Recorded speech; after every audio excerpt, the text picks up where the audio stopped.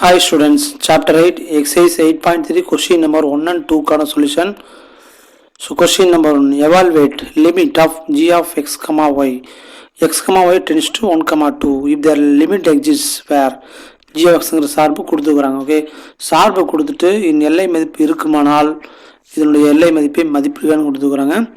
So இதில் சார்பு என்ன கொடுத்துக்கிறாங்கன்னு நம்ம தெரியும். So limit of x comma y tends to 1 comma 2. So சார்பு எழுதுறோம் 3x square minus xy by x square plus y square plus 3. Okay, limit value apply பண்ணுறோம்.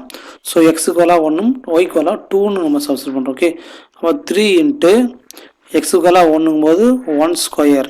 ஓகே, அப்போ 1 ஸ்கொயர் 1 தான். ஓகே, மைனஸ் எக்ஸுக்குவலாக 1 இன்ட்டு ஒய்க்குவலாக 2 பை இங்கே X square 1 square 1 தான் plus 2 square 4 plus 3.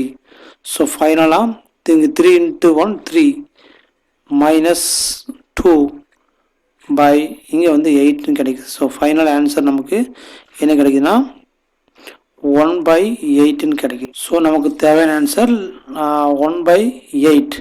So limit value வந்து 1/8. Then second question.